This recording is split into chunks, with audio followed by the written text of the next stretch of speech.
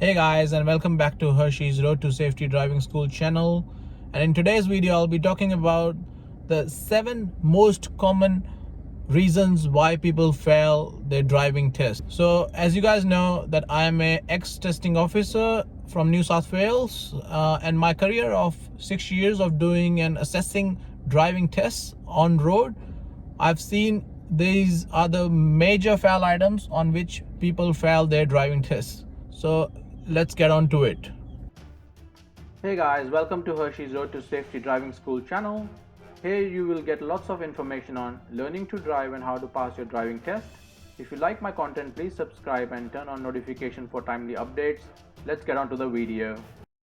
So the first and the most common fail item is not doing the observation checks properly. So what is observation checks? Observation check is blind spot checks while making a lane change. Observation checks is checking all the surroundings while doing your 3-point turn, reverse park, or a curbside stop. Observation checks are also required when you are at the traffic lights. When you are stopped at the traffic lights, number 1 in the queue, you need to check both sides before you proceed. An observation check could also be required when you're making your turns, say left or right turns, depend on how much space you have in between you and a car in between you, or a curb in between you and your car. In the driving test, say for example, if you're doing in New South Wales, I will be talking more about New South Wales here because that's where I have conducted driving tests. So if you are doing your driving test in New South Wales, you can only do 2 observation errors, and the moment you do the third one, it becomes a fail item, and it is fail item number 19 on the sheet, and it is called as frequently not making observation checks. If you want to learn more about how to do your observations properly, please check this link up here. It got all the information on how to do your observations and how to perform it perfectly.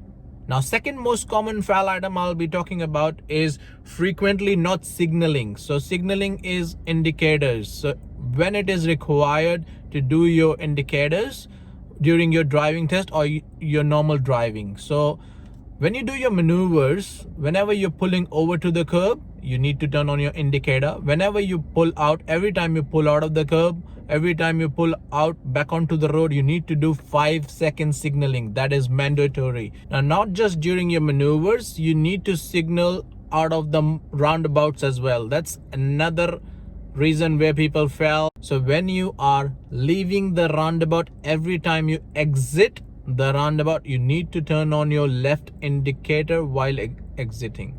For example, if you're entering into the roundabout, if you're going straight, you do not need to indicate. When you're leaving the roundabout, you need to turn on the left indicator while leaving. For example, another example, if you're entering the roundabout turning right, obviously turn on the right indicator. And when you're leaving the roundabout, when you have crossed your second exit of the roundabout, you need to turn on the left indicator. That is another place where people miss their indicators. And obviously while making your turns, normal turns on the back streets, main roads, left, right, you have to turn on the indicators while making those turns. Now let's talk about the third main fail item people fail on, which is exceeding the speed limit. Exceeding the speed limit during the driving test or exceeding the speed limit during your normal day-to-day driving. First and foremost is where they exceed the speed limit is school zone. So when you have school zones, operational school zones in the morning or in the afternoon, before entering the school zone, you should be doing the speed limit which is being flashed, which is usually in New South Wales is 40 kilometers an hour. So before you enter the flashing lights or school zone sign, you should be doing that speed limit, and you should not speed up until you have passed end of school zone sign. That's major place where people do speeding. Secondly, they do speeding when they're going down the hill. When you're going down the hill, you should cover your brakes instead of accelerator. You should cover your brakes and control your speed. For example, you're driving on a road which is 60 kilometers an hour. Now you're going down the hill, your car will go over the speed limit if you are still accelerating. You should be covering your brakes and you should be pressing your brakes if required. So that's how you can control your speed while going down the hill. And then normally, obviously, if you're not sure about the speed limit, please ask the testing officer. They are obliged to tell you what is the speed limit. You are not expected to know every single speed limit of the road. So just ask them, can you tell me what is the speed limit of this road? I'm not sure about it. And they should be telling you right away. Another place where you can mark down for speeding is when you're driving on the back streets, when there is a curves, crests, bends, the visibility is not clear, and you're doing a speed limit which is obviously marked speed limit of that street, but it's not safe to do so. Not always. If it says it's a 50 kilometers back street, it's not always safe to do 50 kilometer on those streets. So you have to slow down according to what do you think is the practical speed limit, and it will be easier for you to slow down or stop if required in case of any pedestrians, bike riders, kids playing on the road. There's another place where you have to be mindful of the speed limit is when you're going in a roadworks zone. So when you see a roadworks sign, it usually tells you the speed limit, what should be the speed limit of that specific area. So usually it is 40 kilometers an hour. When it comes to roadworks, you should be slowing down before entering the roadwork zone, and you should be looking for end of roadworks sign after you go past. Another place is going past the emergency vehicles, cop cars, ambulances, or fire trucks. If you see them on the side of the road assisting someone with their flashing lights on, when you are crossing them, you should be doing 40 kilometers an hour. If you are driving on the freeway, you should be slowing down to appropriate speed so that if it is required, you can control your car. In the normal roads, 40 kilometers an hour. When you're going past those emergency vehicles, if you are on the freeway, speed limit is about 110 kilometers an hour.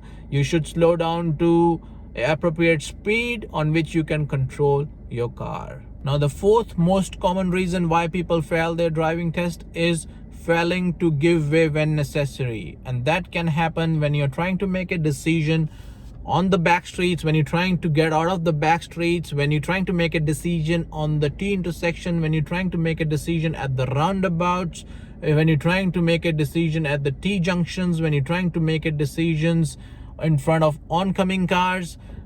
If you don't give enough time for that car to reach where you left from, for example, if you're making a turn from a T intersection, or if you're making a decision in front of an oncoming car, the place where you left from, that car which is approaching you should not reach there within 3 seconds.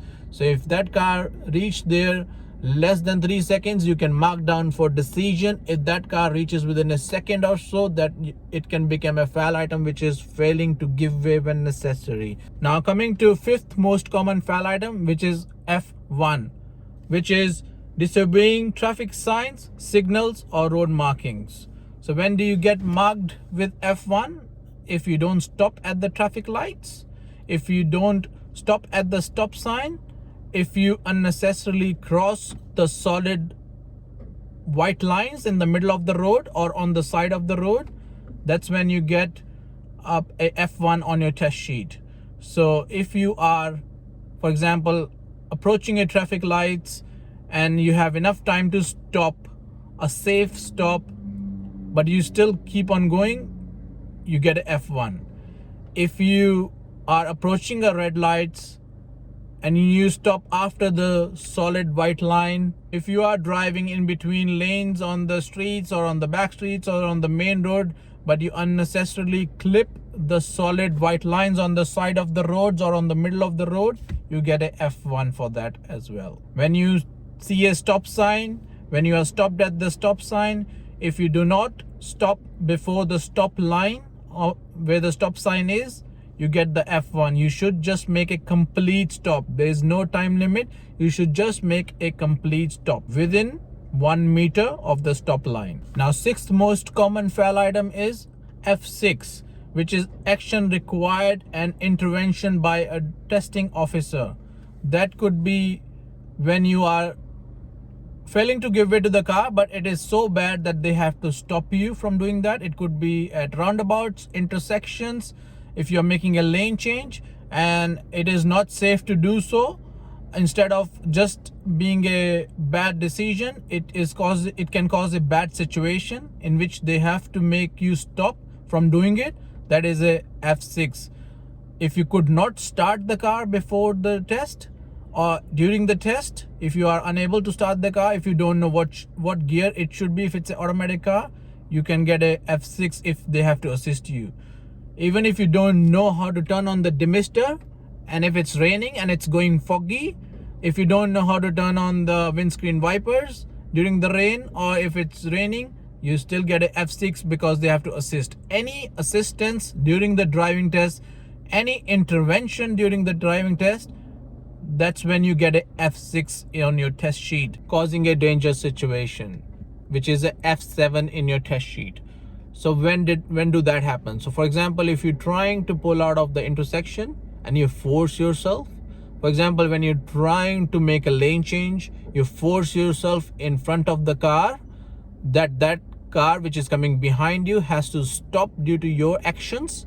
It is classified as causing a dangerous situation because you're not taking enough care to be safe on the road, and you're making them slow down or stop because of your actions. It could be coming out of the back streets, it could be making a decisions at the roundabout, it could be stopping unnecessarily at the traffic lights, which could be green lights, but you are just in your dream zone and you just stop for no reason. It could be for anything. So that is another one of the most common fail items people fail on. But there's about 19 reasons why you can fail a driving test in New South Wales, which could be performing an illegal act of maneuver, not giving way to emergency vehicles, not following the directions from the traffic controller, not being able to park or finish your reverse park properly, and the final position is not how it's supposed to be, following the car very close in front of you.